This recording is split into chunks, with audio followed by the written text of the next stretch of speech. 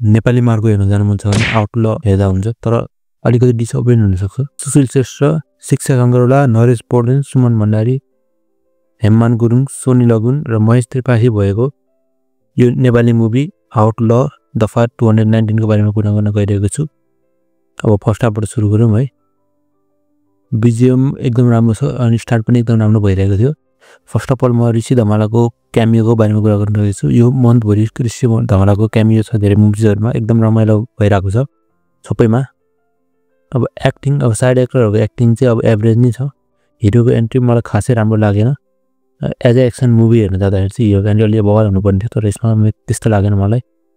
अनि क्यारेक्टरहरुको क्युरियोसिटी बढ्दै जान्छ किनभने सबैजना न्यू एक्टरहरु छ अनि कस्तो एक्टर छ नेगेटिभ पोजिटिभमा कुनमा छ भन्ने कुरा थाहा हुँदैन रोलहरु त्यही भएर मजा आउँछ त्यो नि अनि फर्स्ट हाफमा एउटा मात्रै फाइट सिक्वेन्स छ र त्यो पनि एकदम काफी नै छ के यस्तो फाइट सिक्वेन्स चाहिँ अहिलेसम्म नेपाली मुभीहरुमा खासै युज भएको छैन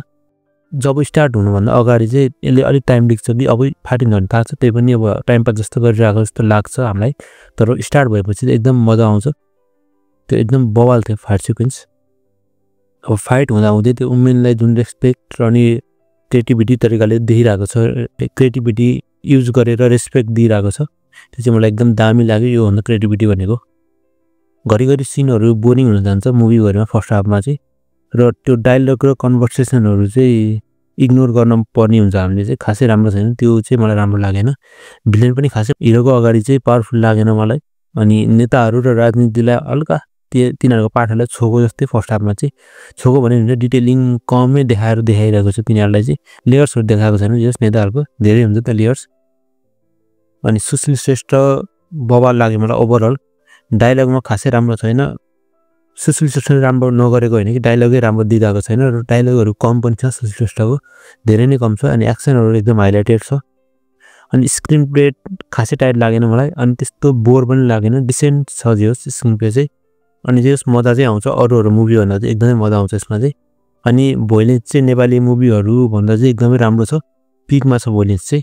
स्टोरी र स्क्रिन प्ले चाहिँ हामीले प्रिडिक्ट गर्न सक्छौं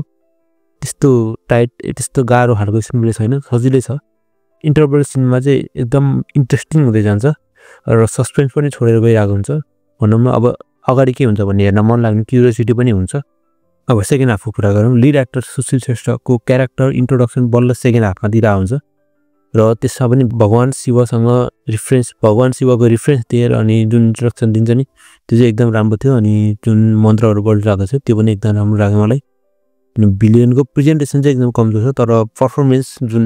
लिड भिलेन हैन कि जुन भिलेनलाई देखायो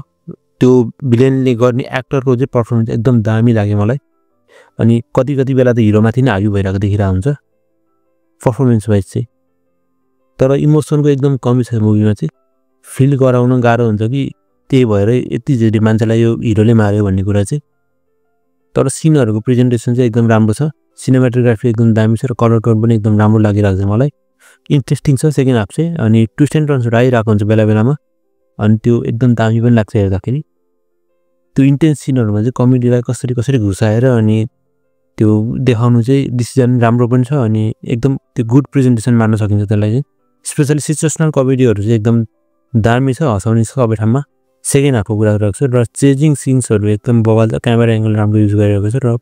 प्रेजेन्टेसन एकदम बवाल लाग्यो त्यसको चाहिँ अब ओभरअल मुभीको कुरा गर्नु पर्दाखेरि फुल टु इन्गेजिङ छ भल्गर ल्याङ्ग्वेज पनि छ